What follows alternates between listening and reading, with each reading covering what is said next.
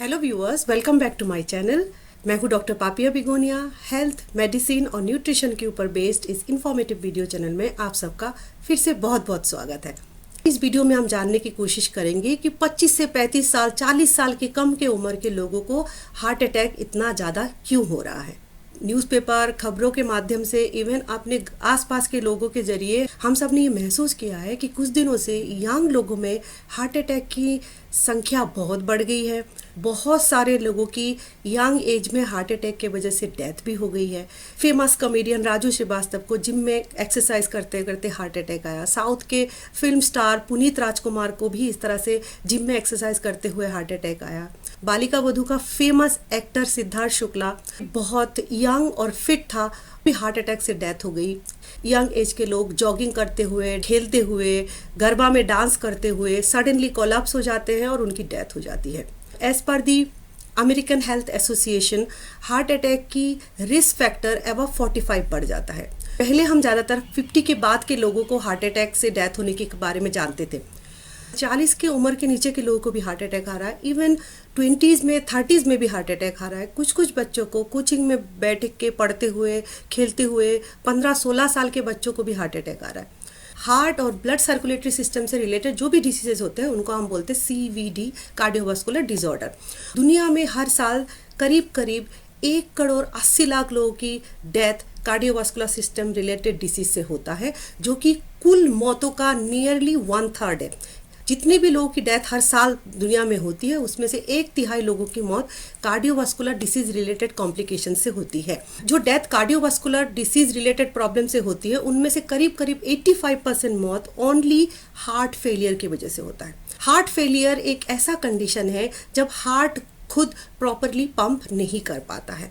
इस वीडियो में हम सब ये जानने की कोशिश करेंगे कि हार्ट अटैक क्या है, हार्ट अटैक क्यों होता है, उसके सिम्टम क्या है, आजकल यंग लोगों में हार्ट अटैक ज़्यादा आने के पीछे वजह क्या हो सकती है। वीडियो मैंने व्यूअर्स के रिक्वेस्ट के बेस पे बनाया है। काफ़ी लोगों ने मुझे रिक्वेस्ट किया है कि सडन कार्डियक डेथ की वजह क्या है, उसके ऊपर इन्फॉर्मेशन शेयर करना चाहिए। ये विषय काफ़ी कॉम्प्लिकेटेड है और काफ़ी लंबा है, तो थोड़ा वीडियो का लेंथ ज़्यादा हो सकता है। सो आप सबसे रिक्वेस्ट है कि वीडियो को पूरा देखिए। अभी तक चैनल को सब्सक्राइब नहीं किया है तो प्लीज सब्सक्राइब माय चैनल और बेल आइकन को प्रेस कर दीजिए ताकि आपको वीडियो का नोटिफिकेशन तुरंत मिल जाए। वीडियो का आप आखिरी तक देखेंगे तो आपको 3 सवाल का जवाब उसमें मिल सकता है। अर्ली मॉर्निंग हार्ट अटैक आने के चांसेस ज़्यादा होता है। विटामिन डेफिशिएंसी का हार्ट के प्रॉब्लम से क्या संबंध है। कुछ लोग में चेस्ट पेन होने के बाद हॉस्पिटल ले जाने के लिए टाइम होता है, ट्रीटमेंट करने का टाइम होता है, लेकिन कुछ लोगों में ये देखा गया है कि चलते फिरते विद इन ए सेकेंड वो गिर जाते हैं और इमीडिएटली डेथ हो जाती है। ये 2 अलग अलग तरह की प्रॉब्लम है कि इनमें कुछ संबंध है। ये सारे सवालों का जवाब वीडियो के आखिरी तक आपको जरूर मिलेगा। टॉपिक से संबंधित जो भी आपके क्वेरीज है आप प्लीज कमेंट में डालिए। मैं सबके कमेंट को आंसर करने की कोशिश करती हूँ। हार्ट हमारे बॉडी का एक वाइटल ऑर्गन है। साइज काफी छोटा होता है, एक मुट्ठी के बराबर होता है। हमारे चेस्ट कैविटी के स्लाइटली लेफ्ट साइड में हार्ट सिचुएटेड होता है। हार्ट का काम होता है ब्लड को पंप करना। हर एक पंप साइकिल के साथ हार्ट ब्लड को हमारी पूरे बॉडी में पहुंचाता है। बॉडी के हर एक टिश्यू, हर एक सेल में जाने के बाद ब्लड ऑक्सीजन और न्यूट्रिशन को पहुंचाता है। कार्बन डाइऑक्साइड वाला ब्लड फिर से हमारी हार्ट में वापस आता है। हार्ट उसको पंप करके लंग में पहुंचाता है। सांस लेने की प्रक्रिया है, उसके थ्रू हम एयर से ऑक्सीजन को लेते हैं। लंग के अंदर ऑक्सीजन हमारे ब्लड के साथ घुल जाता है। ऑक्सीजनेटेड ब्लड फिर हमारे हार्ट में पहुंचाता है। हार्ट उसको फिर से पंप करता है और पूरे बॉडी में पहुंचा देता है। ये साइकिल लंग, हार्ट और बॉडी के बीच में चलता रहता है। नॉर्मल पर्सन में पर मिनट हार्ट 70 से 100 बार धड़कता है और उतनी ही साइकिल में बॉडी में ब्लड सर्कुलेट होता है। हार्ट कितना वाइटल है। 1 मिनट के लिए भी रुक जाए तो क्या होगा। हार्ट के रुकते ही 7 पर्सन की डेथ हो जाती है। कार्डियक अरेस्ट, जब हार्ट पूरी तरह से पंप करना बंद कर देता है और उस कंडीशन में उस व्यक्ति की डेथ इमीडिएटली हो जाती है। हार्ट फेलियर उसका एक शुरुआती स्टेज है। हार्ट फेलियर के पीछे रीजन ये है, हार्ट ब्लड को पंप करता है। हार्ट एक छोटा सा कैविटी जैसा होता है, ब्लड उसमें फिल होता है तो धीरे धीरे रिलैक्स बड़ा हो जाता है और जब पंप करना होता है तो ये सिकुड़ जाता है, कॉन्ट्रैक्ट हो जाता है और उस कॉन्ट्रैक्शन के साथ ब्लड बाहर निकल जाता है, पूरी बॉडी में सर्कुलेट होता है। हार्ट की वॉल्स की के जो मसल्स है उसको बहुत काम करना पड़ता है, बार बार कॉन्ट्रैक्ट होता है, रिलैक्स होता है, कॉन्ट्रैक्ट होता है, रिलैक्स होता है। तो हार्ट के मसल की जो वॉल्स है उसको भी अपने काम के लिए ब्लड और न्यूट्रिशन चाहिए। हार्ट के वॉल के अंदर भी बहुत रिच ब्लड सर्कुलेशन होता है, cardiac blood circulation. Cardiac blood vessels को ब्लड सप्लाई किसी वजह से कम हो जाए, ऑब्वियसली हार्ट के मसल को प्रॉपर ऑक्सीजन और न्यूट्रिशन नहीं मिलेगा, हार्ट पूरी एफिशिएंसी से काम नहीं कर पाएगा। हार्ट के मसल के अंदर जो ब्लड वेसल होता है उनमें ब्लड सप्लाई कम क्यों होता है? ब्लड प्रेशर की प्रॉब्लम है या डायबिटीज की प्रॉब्लम है या बॉडी वेट बहुत ज्यादा बढ़ा हुआ है, कि ब्लड वेसल की अंदर की दीवार में कोलेस्ट्रॉल डिपोजिट होने के पूरे चांसेस होते हैं। डायमीटर धीरे धीरे कम होता जाता है, जितना क्वांटिटी में ब्लड उसको कैरी करना है वो कैरी नहीं हो पाता है। इसके पीछे ब्लड क्लॉट या ब्लड का थक्का जमना भी एक रीजन होता है। ब्लड वेसल है, उसके अंदर एक ब्लड का क्लॉट जमा हो गया, थक्का जाके फंस गया, तो ऑब्वियसली उसके आगे ब्लड नहीं जा पाएगा, आगे की जो टिश्यू है उसको प्रॉपर ऑक्सीजन और न्यूट्रिशन मिल नहीं पाएगा।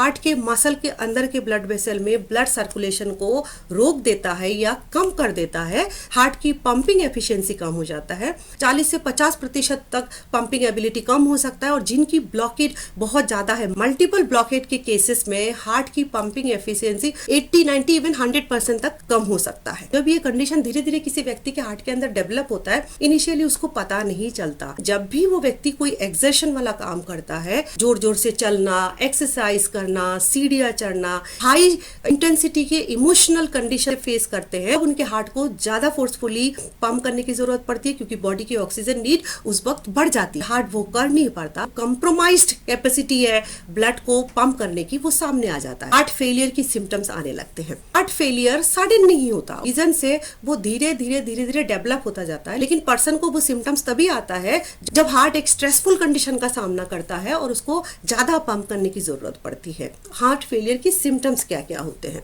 Most common symptom is chest discomfort. Chest में बहुत डिस्कम्फर्ट फील होता है, बहुत बेचैनी फील होती है, शार्प पेन फील होता है। पेन कभी कभी कंटिन्यूअस होता है और कभी कभी आता जाता रहता है, एपिसोडिक पेन भी होता है। चेस्ट पेन की एपिसोड इतना डिस्कम्फर्टिंग होता है, ऐसे फील होता है किसी ने चेस्ट को बहुत जोर से स्क्वीज कर दिया है, प्रेशर अप्लाई किया है, प्रॉपर्ली सांस नहीं ले पा रहे हैं। पेशेंट को बहुत ज्यादा घबराहट होती है, स्वेटिंग होने लगती है, कोल्ड स्वेट आने लगता है। पेशेंट टू पेशेंट ये सिम्टम्स वेरी करते हैं, किसी को सिर्फ चेस्ट पेन होता है, किसी को स्टमक पेन होता है। ये चेस्ट की पेन रेडिएट होके आर्म्स तक जा सकता है, बाएं हाथ इवन दाएं हाथ तक भी जा सकता है, नेक में, जॉ में और बैक में भी पेन फील होता है। ब्रीदिंग प्रॉब्लम, कोल्ड स्वेट के साथ साथ ब्रेन में भी ब्लड सप्लाई कम हो जाता है, जिसकी वजह से पेशेंट को कंफ्यूजन फील होता है, लाइट हेडेडनेस फील होता है, ऐसा फील होता है जैसे कुछ समझ में नहीं आ रहा है, दिमाग प्रॉपर्ली काम नहीं कर रहा है। बहुत सारे लोगों को साथ में पम में और फीट में स्वेलिंग भी आ जाती है। डिस्कम्फर्ट और पेन के सिम्टम चेस्ट और स्टमक एरिया में होता है। को ये मिसकंसेप्शन होता है कि एसिडिटी की वजह से प्रॉब्लम हो रहा है। किसी को इस तरह के सिम्टम आए, एसिडिटी को अगर डाउट भी कर रहे हैं तो भी आपको इमीडिएटली डॉक्टर के पास जाना चाहिए। हार्ट फेलियर के सिम्टम सीवियरिटी के ऊपर डिपेंड करके 24 to 48 आवर्स पहले आना शुरू हो जाता है। नॉर्मली 4 से 6 घंटे का टाइम मिल जाता है। इनके ब्लॉकेट बहुत ज्यादा है, इन सीवियर केसेस में मे बी आपको लेस देन 1 आवर टाइम मिले for the treatment. Immediately doctor के पास पहुंचना बहुत जरूरी है। डॉक्टर के पास पहुंचते हैं तो सबसे पहला जो टेस्ट होता है हार्ट की ईसीजी, जिससे पता चलता है हार्ट प्रॉपर्ली बीट कर रहा है कि नहीं। और भी बहुत सारे टेस्ट होते हैं, वो एक दूसरे वीडियो में हम डिस्कस करेंगे। इस वीडियो में हम फोकस करेंगे सडन हार्ट अटैक के पीछे रीजन क्या है। अबव 45 पॉपुलेशन में जो हार्ट अटैक आता है उनके रिस्क फैक्टर यंग पीपल के रिस्क फैक्टर से थोड़ा सा डिफरेंट होता है। अबव 45 एज ग्रुप में मोस्ट कॉमन रीजंस होते हैं लाइफस्टाइल से रिलेटेड और कोमॉर्बिडिटी से रिलेटेड होता है। इनएक्टिव रहना, एक्सरसाइज ना करना, बॉडी वेट बहुत बढ़ जाना, ब्लड प्रेशर, डायबिटीज की शिकायत होना, लिवर फंक्शन डिस्टर्ब होता है। लिवर फंक्शन डिस्टर्ब होने की वजह से बॉडी के कोलेस्ट्रॉल मेटाबॉलिज्म का पूरा सिनारियो बदल जाता है और ये हार्ट के प्रॉब्लम के लिए एक बहुत इंपॉर्टेंट रिस्क फैक्टर है। स्मोकिंग, ड्रिंकिंग या किसी भी तरह का नशा करना भी हार्ट के प्रॉब्लम के लिए बहुत बहुत जिम्मेदार होता है। जिनकी एज 45 अबव है, बॉडी वेट ज्यादा है, हाई ब्लड प्रेशर और डायबिटीज जैसे डिसीज है, स्मोक करते हैं, ड्रिंक करते हैं, they are in high risk group for occurrence of cardiovascular disease. इस सबसे पहला कदम तो ये है हेल्दी लाइफस्टाइल को अपनाएं, वॉक करें, एक्सरसाइज करें, बॉडी वेट को कम करने की कोशिश करें, ब्लड प्रेशर की दवाई जो भी डॉक्टर ने आपको लिखा है उसको रेगुलरली लेते रहें, दवाई को कम ज्यादा ना करें, बंद ना करें। डायबिटीज है तो ब्लड शुगर को स्ट्रिक्टली कंट्रोल में रखिए, मेडिकेशन शेड्यूल को फॉलो करना है, वॉक योगा करना है, सोशली एक्टिव रहना है। प्रॉब्लम तो ये है आजकल यंग फिट एथलेटिक लोग गेम्स में इन्वॉल्व है, रेगुलर जिम जाते हैं, पूरी तरह से फिट है, बॉडी में फैट नहीं है, प्रॉपर बॉडी वेट मेंटेन है, उसके बावजूद भी ऐसे लोगों को हार्ट अटैक आ रहे हैं। तो इसके बारे में हम बात करते हैं, इसके पीछे क्या पॉसिबल रीजंस है। यंग एंड फिट जिनको नॉर्मली कोई भी बीमारी नहीं है, ब्लड प्रेशर नहीं है, हार्ट की प्रॉब्लम नहीं है, ऐसे लोगों में हार्ट फेलियर की पीछे बहुत इंपॉर्टेंट वजह है कॉन्जेनिटल हार्ट डिसीज। हार्ट का प्रॉब्लम जो कि पैदाइशी है, जीन से रिलेटेड है, जो प्रॉब्लम बाय बर्थ हार्ट के साथ है। बच्चे को हार्ट वाल्व डिसऑर्डर है, 2 से 5 साल की उम्र तक उसके सिम्टम आने लगते हैं और सर्जरी से उसको ठीक किया जा सकता है। कुछ लोगों में ऐसे प्रॉब्लम्स होते हैं इमीडिएटली दिखाई नहीं देता, उम्र बढ़ने के साथ साथ वो प्रॉब्लम भी धीरे धीरे धीरे धीरे हार्ट के अंदर डेवलप होता है और बाहर से आपको बिल्कुल भी उसके बारे में पता नहीं चलता। इस तरह की एक हार्ट प्रॉब्लम है हाइपरट्रॉपिक कार्डियोमायोपैथी। हार्ट की मसल की ग्रोथ ज्यादा होने लगती है, वो काफी थिक हो जाती है और मोटी हो जाती है। हार्ट को हर एक हार्ट साइकिल के साथ रिलैक्स होना है, कॉन्ट्रैक्ट होना है, दैट मीन्स उसमें इलास्टिसिटी होना चाहिए, जैसे रबर बैंड में होता है, खींच लो फैल जाएगा और वापस जगह पे पहुंच जाएगी। अगर बहुत ज्यादा थिक हो, रिलैक्सेशन और कंट्रैक्शन की प्रॉपर्टी उतना बेटर नहीं होगा और बार बार खींचने से एक पॉइंट में आके टूट जाएगा। सेम ऐसा हाइपरट्रॉपिक कार्डियोमायोपैथिक पेशेंट के साथ होता है। बाय बर्थ उनके हार्ट में ये प्रॉब्लम होता है, लेकिन हार्ट मसल एक दिन में मोटा नहीं होता। उम्र बढ़ने के साथ साथ 15 की उम्र के बाद प्रॉब्लम थोड़ा थोड़ा विजिबल होता है और 20 से 25 साल की उम्र में हार्ट की मसल काफी थिक हो चुकी होती है। वो बाहर से बिल्कुल हेल्दी फिट नजर आते हैं, लेकिन जब भी कोई हाई एक्सर्शन वाला काम करते हैं, डांस कर रहे हैं, फुटबॉल खेल रहे हैं, गरबा खेल रहे हैं, जिम में जाके एक्सरसाइज कर रहे हैं, हार्ट को ऐसी सिचुएशन का सामना कराते हैं जब उसको डबल ट्रिपल एफिशिएंसी से काम करना है और क्योंकि मसल थिक है तो सडनली हार्ट फेलियर की सिम्टम आने लगते हैं। हाइपरट्रॉपिक कार्डियोमायोपैथिक की प्रॉब्लम बाय बर्थ होता है, जेनेटिक्स से रिलेटेड होता है, लेकिन 15 की उम्र के बाद अगर टेस्ट किया जाए तो उसके बारे में पता किया जा सकता है। तो यंग पीपल में हार्ट अटैक बढ़ने के पीछे एक कारण पोस्ट कोविड कॉम्प्लिकेशन या लॉन्ग कोविड के कॉम्प्लिकेशन भी हो सकता है। कोविड पैंडेमिक की शुरुआत में सबको ये लग रहा था कि कोविड सिर्फ हमारे लंग को अटैक करता है। कोविड पेशेंट की ऑटोप्सीज किया गया, ये पता चला कोविड वायरस बॉडी के हर एक वाइटल ऑर्गन को डैमेज करता है, स्टार्टिंग फ्रॉम लंग सबसे ज्यादा ससेप्टेबल है, heart, liver, brain, every vital organ को कोविड वायरस ने डैमेज किया है। कोविड के साथ हार्ट डिसीज के कोरिलेशन के बारे में सब लोग चर्चा करते रहते हैं, विदाउट साइंटिफिक प्रूफ उसको पूरी तरह से कोरिलेट नहीं किया जा सकता है। कोविड सेकेंड वेव में जो डेल्टा वेरिएंट आया था वो सबसे ज्यादा खतरनाक कोविड वायरस का वेरिएंट रहा है और स्टडीज से ये पता चलता है 20% of the delta infected people had heart complications. Heart muscle में इन्फ्लेमेशन पाया गया है, हार्ट के पंपिंग एबिलिटी को अफेक्ट करता है, हार्ट के बीट को इरेगुलर कर देता है। 2022 में एक स्टडी पब्लिश हुआ है नेचर मेडिसिन जर्नल, जिसमें 1.5 लाख कोविड इन्फेक्टेड लोगों के हार्ट के ऊपर स्टडी किया गया है। नियरली 2 to 4% लोग जिनको कोविड इन्फेक्शन हुआ है उनमें हार्ट रिलेटेड प्रॉब्लम होने के बहुत ज्यादा चांसेस है। हार्ट मसल का inflammation, irregular heart beat, arrhythmia and chances of heart failure, ये बहुत कम है। 2 to 4% कोविड इन्फेक्टेड पीपल में हार्ट से रिलेटेड प्रॉब्लम होने की चांसेस है। 30 to 40% लोगों को एक्टिव कोविड हो चुका है, उतने ही लोगों को साइलेंट कोविड हो चुका है जिनको पता नहीं चला कि कोविड इन्फेक्शन आके चला गया है। नियरली 2/3 ऑफ आवर पॉपुलेशन को कोविड हो चुका है, उसके 2 to 4% लोगों को अगर चांसेस है, दैट मीन्स पॉपुलेशन में से नियरली 1 to 2% लोगों को कोविड रिलेटेड कार्डियोवास्कुलर प्रॉब्लम के पूरे चांसेस है। यंग जनरेशन जिनकी डेथ हार्ट फेलियर की वजह से हुआ है, उनको कोविड हुआ था कि नहीं हुआ था, इस तरह की स्टडी अभी तक पब्लिश नहीं हुआ है। कोविड का कार्डियोवास्कुलर सिस्टम के साथ कोरिलेशन इज प्रूव्ड। ईयर 2000 के बाद स्टडी से ये पता चला है यंग पीपल में बिलो 40 एज में, स्पेशली 20 to 30 की एज ग्रुप में हार्ट फेलियर की चांसेस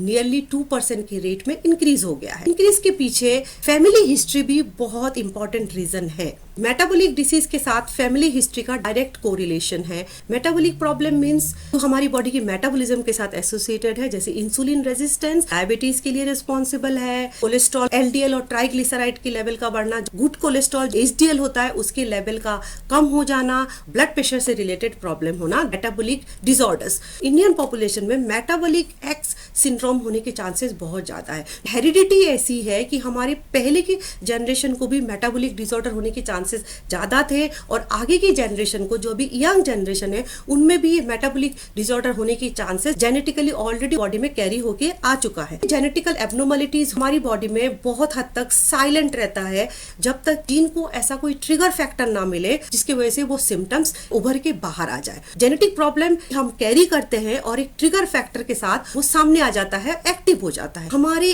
आसपास की एनवायरनमेंट में आजकल ट्रिगर फैक्टर की कमी नहीं है। ट्रिगर फैक्टर हमारा लाइफस्टाइल प्रॉब्लम भी हो सकता है, एनवायरनमेंट भी हो सकता है। जंक फूड खाना, बहुत ज्यादा तला भुना खाना, फिजिकली इनएक्टिव रहना, smoking, drinking, lifestyle related trigger factors है। Environmental trigger factor, extreme level of pollution का आजकल हम सामना कर रहे हैं। इंसेक्टिसाइड, पेस्टिसाइड, कीटनाशक खाने के साथ, सब्जी के साथ, दूध के साथ हमारी बॉडी में जा रहा है, ये सारा ट्रिगर फैक्टर का काम करता है। एक जनरेशन, 2 जनरेशन पहले भी ये ट्रिगर फैक्टर उतना नहीं होता था, पोल्यूशन नहीं था, इतना ज्यादा पेस्टिसाइड का इस्तेमाल नहीं होता था, लोग खेतों में काम करते थे, बहुत दूर दूर तक चलते थे, एक्टिव थे। लास्ट 20 ईयर्स में हमारी लाइफ बहुत हद तक चेंज हो चुका है। बहुत सारे इलेक्ट्रॉनिक गैजेट आ गया है, घंटों तक बैठ के या लेट के देखते रहते हैं, घर से बाहर निकलते ही साथ गाड़ी में बैठ जाते हैं, काम करते हैं, ऑफिस जाते हैं। मेंटल लेबर हम बहुत करते हैं लेकिन फिजिकल लेबर नहीं करते। ये सारे रीजन यंग जनरेशन में मेटाबॉलिक सिंड्रोम को जल्दी स्टार्ट होने में मदद करता है। मेटाबॉलिक सिंड्रोम पहले 45-50 की एज में विजिबल होता था, आजकल के जनरेशन में 20-25 के बाद ही विजिबल हो रहा है। हमारी बॉडी में वो ऑलरेडी प्रेजेंट है, ज्यादा ट्रिगर फैक्टर उसको दे रहे हैं, अर्ली एज में प्रीमेच्योर एक्टिवेट हो रहा है। यंग पीपल में हार्ट फेलियर हो रहा है 20 की एज में, इवन 15-16 की एज के बच्चों में भी हो रहा है। प्रीमेच्योर हार्ट फेलियर के पीछे फैमिली हिस्ट्री का बहुत इंपॉर्टेंट कोरिलेशन है। जिनके फैमिली में ऑलरेडी हार्ट से एसोसिएटेड पेशेंट है, दादी, नानी, पापा, मम्मी या किसी को भी ऑलरेडी ये प्रॉब्लम है, उनके फैमिली में यंग लोगों में भी आगे जाके कार्डियोवास्कुलर प्रॉब्लम या मेटाबॉलिक प्रॉब्लम होने के पूरे चांसेस है। यंग फिट लोगों में हार्ट अटैक आ रहे हैं, जो बॉडी वेट को मेंटेन करते हैं, रोज एक्सरसाइज करते हैं, जिम जाते हैं, उनके लाइफस्टाइल को क्लोजली ऑब्जर्व करेंगे। इनमें से बहुत सारे लोग एक्सट्रीम मेंटल स्ट्रेस में रहते हैं। Stress due to work environment, आजकल जॉब बहुत डिमांडिंग होता है, जॉब से रिलेटेड बहुत प्रेशर होता है, long working hours, long sitting hours होता है, परफॉर्मेंस प्रेशर बहुत होता है। वीकडेज में देर तक ऑफिस में काम करते हैं, कभी कभी घर में रात को देर तक जाग के काम करते हैं, वीकेंड्स में भी देर तक जागते हैं, पार्टी करते हैं, या तो फिर ओटीटी प्लेटफॉर्म में किसी कोई शो देख रहे होते हैं। स्लीप और स्ट्रेस का कार्डियोवास्कुलर सिस्टम के साथ डायरेक्ट कोरिलेशन है। स्ट्रेस बहुत सारे हार्मोन लेवल को अफेक्ट करता है, हार्मोन लेवल इन टर्न हमारे हार्ट के फंक्शनिंग को कंट्रोल करता है। स्लीप हमारे स्ट्रेस लेवल को काफी हद तक मिनिमाइज करता है, लेकिन जब आप स्ट्रेस के साथ साथ प्रॉपर स्लीप भी नहीं लेते, स्लीप साइकिल को डिस्टर्ब कर देते हैं, प्रॉपर 7 to 8 आवर्स स्लीप नहीं लेते हैं, ये भी कार्डियोवास्कुलर कॉम्प्लिकेशन के पीछे एक बहुत इंपॉर्टेंट रीजन है। सेलिब्रिटीज हैं, यंग जनरेशन के लोग हैं, वो देखने में तो फिट लगते हैं लेकिन उनके ऊपर कितना मेंटल प्रेशर है ये कोई नहीं जानता। वो मल्टीपल शिफ्ट में देर रात तक काम करते हैं और नींद को कंप्रोमाइज करते हैं। फिट होने से जरूरी नहीं कि ब्रेन भी फिट हो, हार्ट भी फिट हो।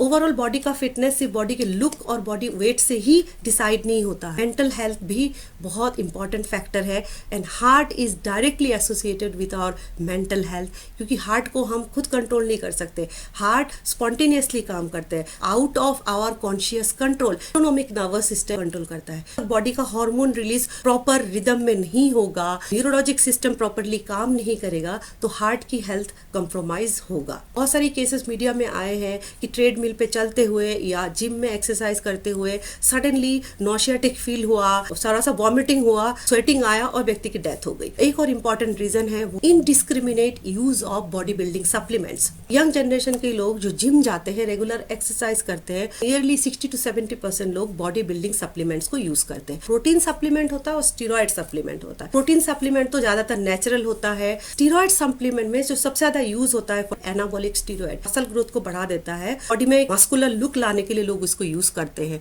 मसल पंप करने के लिए एनाबॉलिक स्टेरॉइड को यूज किया जाता है। Anabolic steroids are part of our hormonal system. हमारी बॉडी उनको बनाती है, उतना ही बनाती है जितना हमें जरूरत होती है। बाहर से लेते तो दो चीज होता है, बॉडी अपना प्रोडक्शन कम कर देता है, बाहर से लियो है एनाबॉलिक स्टेरॉइड 3-4 गुना मल्टीपल में वो एक्शन आने लगता है। Anabolic steroid body building supplement में पाया जाता है। ओवरडोज में यूज करना, एक्सेसिव यूज करना डायरेक्टली हार्ट के हेल्थ के साथ खिलवाड़ है। जो भी व्यक्ति जिम जाते हैं, एक्सरसाइज करते हैं, अल्टीमेटली उसका उद्देश्य ये है हेल्दी बॉडी को मेंटेन करना है। सबसे अच्छा तरीका है प्रॉपर न्यूट्रिशियस बैलेंस डाइट करना। डाइट में कार्बोहाइड्रेट, प्रोटीन, फैट की प्रॉपर क्वांटिटी लेना, माइक्रोन्यूट्रिएंट्स और मैक्रोन्यूट्रिएंट्स के प्रोपोर्शन के बारे में ध्यान रखना, फाइबर कंटेनिंग फूड लेना। प्रोटीन और कार्बोहाइड्रेट हम खाते हैं उनके बारे में कॉन्शियसली सोचना, कॉम्प्लेक्स कार्बोहाइड्रेट और लीन प्रोटीन को इस्तेमाल करना सफिशिएंट है बैलेंस्ड हेल्थ को मेंटेन करने के लिए। सिर्फ लुक के वजह से सप्लीमेंट्स को यूज करना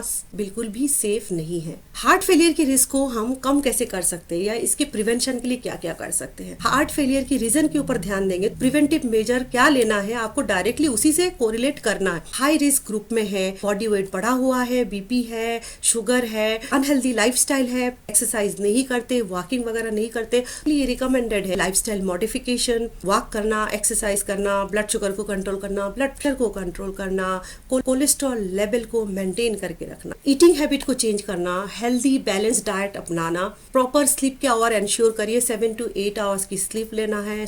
स्ट्रेस कम करने के लिए तो हर कोई बोलता है लेकिन आसानी से कम नहीं होता। मैं भी बोलती रहती हूँ लेकिन मुझे खुद भी स्ट्रेस होता है। आप माइंड में ये ध्यान रखेंगे स्ट्रेस नहीं लेना है, स्ट्रेस मेरे हेल्थ के लिए अच्छा नहीं है। धीरे धीरे स्ट्रेस लेवल को भी मिनिमाइज किया जा सकता है। प्रॉपर स्लीपिंग टाइम और वेकिंग टाइम को मेंटेन करना बहुत जरूरी है। टाइम से सोना, टाइम से उठना, देर रात जगना कार्डियोवास्कुलर हेल्थ के लिए बिल्कुल भी सेफ नहीं है। Heart failure is like a silent killer. Healthy व्यक्ति को कब आ जाएगा, कैसे आ जाएगा नहीं पता। इसके लिए तो मैं ये सजेस्ट करूंगी प्रॉपर शेड्यूल को फॉलो करके हेल्थ स्क्रीनिंग करना चाहिए। नॉर्मली पहले ईयरली या 6 मंथली हेल्थ स्क्रीनिंग करने के लिए बोलते थे जो लोग एबव 40 या एबव 45 है। ब्लड प्रोफाइल को, कार्डियोवास्कुलर हेल्थ, ईसीजी या अदर टेस्ट को फॉलो करना।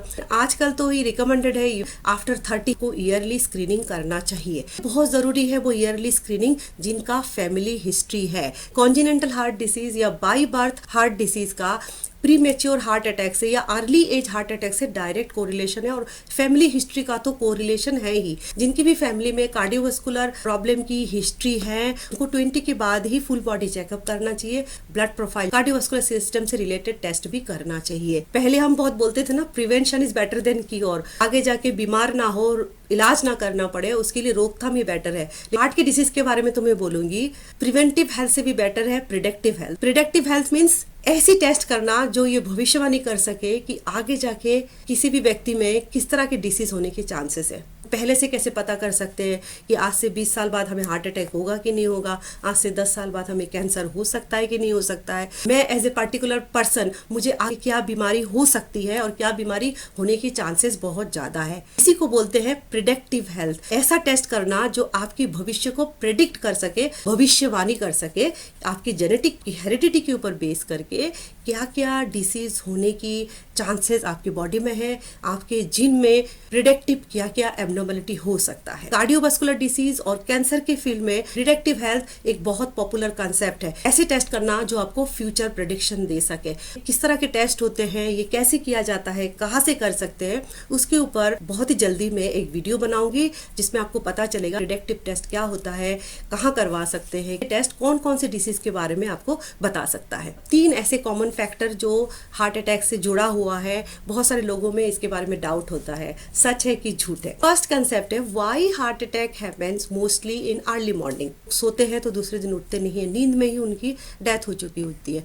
तो क्या अर्ली मॉर्निंग हार्ट अटैक आना बहुत कॉमन है और ये किस लिए होता है? अर्ली मॉर्निंग का हार्ट अटैक के साथ कोई डायरेक्ट कोरिलेशन नहीं है। हार्ट अटैक कभी भी किसी भी वक्त आ सकता है। ज्यादातर लोगों में हार्ट अटैक 24 आवर्स से लेके 48 आवर्स में 1 या 2 दिन पहले से ही पेशेंट में हल्का हल्का सिम्टम आने लगता है। प्रॉब्लम ये होता है लोग उसको नजरअंदाज कर देते हैं, सो जाते हैं, हार्ट अटैक के सिम्टम आते हैं, उसमें पेशेंट अलर्ट नहीं रह पाता। इसी वजह से बहुत सारे लोगों को नींद में हार्ट अटैक आता है। अलर्ट है तो सिम्टम तुरंत आइडेंटिफाई कर सकते हैं, घर वालों को बता सकते हैं, डॉक्टर के पास जा सकते हैं। ये नींद में होते हैं और स्लगिश है, ब्रेन हाफ अवेक है, सिम्टम के लिए बॉडी अवेयर नहीं होता है, साइलेंट किलर जैसा नींद में ही पेशेंट को मार डालता है। ठंड के मौसम में एजेड बुजुर्ग लोगों को अर्ली मॉर्निंग हार्ट अटैक ज्यादा इसलिए भी आते हैं, टेम्परेचर ड्रॉप होने की वजह से ब्लड वेसल सिकुड़ जाती है, ब्लड फ्लो कम हो जाता है, हार्ट में ब्लड फ्लो कम हो जाता है, हार्ट फेलियर होने के चांसेस बढ़ जाता है। एजेड लोगों में ब्लड वेसल की इलास्टिसिटी या लचीलापन ऑलरेडी काफी कम होता है। कोल्ड टेम्परेचर में हाथ पैर जमने लगते हैं तो ब्लड सर्कुलेशन कम होने की वजह से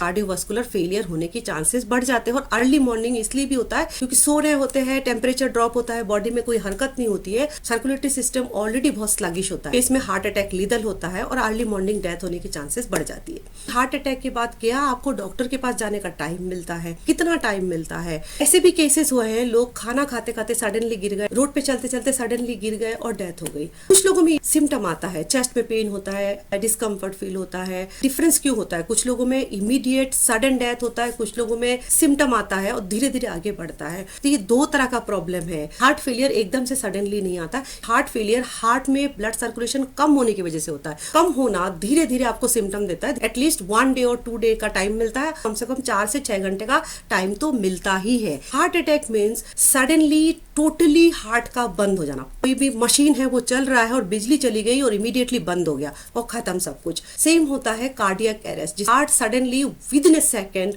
टोटली बंद हो जाता है और तुरंत व्यक्ति की डेथ हो जाती है। हार्ट फेलियर कार्डियक अरेस्ट की एक वजह होती है। हार्ट फेलियर को ट्रीट ना करे तो आगे जाके कार्डियक अरेस्ट होगा। जिनकी भी हार्ट फेलियर से डेथ होती है वो अल्टीमेटली हार्ट के बंद होने से ही डेथ होती है। कार्डियक अरेस्ट मोस्टली ऐसे लोगों में होता है जिनका हार्ट सडनली बंद हो जाता है। हार्ट सडनली बंद होने के पीछे क्लॉटिंग, रिड्यूस ब्लड फ्लो ये तो कारण हो ही सकता है। साथ में जो कॉन्जिनेंटल प्रॉब्लम है, हार्ट की रिदम में प्रॉब्लम, हार्ट बीट जनरेशन में प्रॉब्लम, एरिथमिया, हार्ट मसल की हाइपरट्रोफी, ये सारी वजह होती है सडन कार्डियक अरेस्ट की। हार्ट फेलियर को इमीडिएटली ट्रीट ना किया जाए, कार्डियक अरेस्ट होगा। अनफॉर्चुनेटली जिनको कार्डियक अरेस्ट होता है टाइम ही नहीं मिलता कि ट्रीट किया जाए और पहले से प्रेडिक्ट करना भी मुश्किल होता है। प्रॉपर रेगुलर चेकअप होता रहे, मे बी ये पहले से ही अंदाजा लग जाए कि हार्ट में कुछ प्रॉब्लम है। जिनको भी हार्ट फेलियर के सिम्टम आ रहा है, फॉर्चुनेट है, जिनको बॉडी सिम्टम दे रहा है, इमीडिएटली डॉक्टर के पास पहुंचिए और तुरंत ट्रीटमेंट स्टार्ट कर दीजिए। नाउ थर्ड कंसेप्शन के बारे में बात करती हूँ। क्या विटामिन डेफिशिएंसी का हार्ट फेलियर से कोई लेना देना है? यस। और इस कैटेगरी में जो सबसे इंपॉर्टेंट विटामिन है vitamin D and vitamin B12। बहुत सारे मेडिकल जर्नल में स्टडीज पब्लिश्ड है, प्रूफ करता है कि deficiency of vitamin D is directly correlated to cardiovascular problem. Vitamin D blood sugar control में मदद करता है, हार्ट के मसल की प्रॉपर हेल्थ को बैलेंस करता है, ब्लड वेसल की इलास्टिसिटी को मेंटेन करता है और ब्लड प्रेशर रेगुलेशन में भी मदद करता है। विटामिन डी कार्डियोवास्कुलर सिस्टम के लिए बहुत इंपॉर्टेंट विटामिन है और विटामिन डी एक हार्मोन का प्रिकर्सर है जो हार्ट के हेल्थ के लिए बहुत इंपॉर्टेंट है। स्टडीज ये बताती है विटामिन डी की डेफिशिएंसी में हार्ट रिलेटेड डिसीज के चांसेस दुगने हो जाते हैं। 3000 कार्डियोवास्कुलर पेशेंट के ऊपर करीब 30 साल के डाटा एनालिसिस के बाद डेफिनेटली प्रूफ हुआ है vitamin D deficiency cardiovascular disease के साथ एसोसिएटेड है। विटामिन डी की डेफिशिएंसी में मायोकार्डियल इन्फ्रैक्शन के मसल का एक पार्ट का पूरी तरह से खराब हो जाना, स्ट्रोक और हार्ट फेलियर की चांसेस बढ़ जाते हैं। Vitamin B12 deficiency heart related problem के साथ एसोसिएटेड है। बहुत सारी स्टडीज तो नहीं है, स्टिल दो विटामिन B12 डेफिशिएंसी भी कार्डियोवास्कुलर प्रॉब्लम को क्रिएट कर सकता है। बहुत सारे micro nutrient like selenium, magnesium, potassium, calcium proper cardiovascular health के लिए बहुत जरूरी होता है। ऐसे ही विटामिन B12 और vitamin D proper cardiac function के लिए इंपॉर्टेंट है। तो इस वीडियो में हमने देखा कि यंग फिट पीपल में वाकई में हार्ट अटैक होने के केसेस बढ़ रहे हैं, डेथ भी बढ़ रही है। जो न्यू नॉर्मल हो गया है 20 की उम्र में, 30 की उम्र में हार्ट अटैक आना, इवन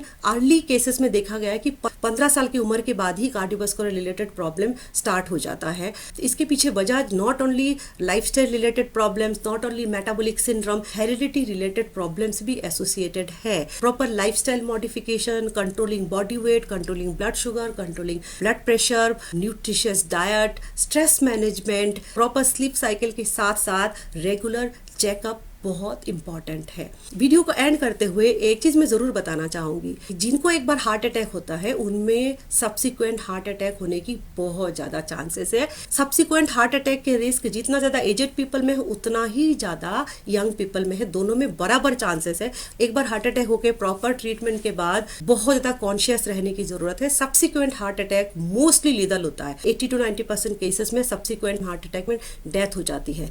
जो भी इस बात को सुन रहे हैं इसका मतलब उन्होंने वीडियो को आखिरी तक देखा है। वीडियो को पूरा देखने के लिए बहुत बहुत शुक्रिया। क्वेरीज है कमेंट में डालिए। वीडियो का कंटेंट अच्छा लगा तो एक लाइक कर दीजिए। कमेंट में आप अपने पसंद के टॉपिक के बारे में बताइए जिनके बारे में आप जानना चाहते हैं। Thank you so much for watching this long video. Hope to see you soon. Bye for now.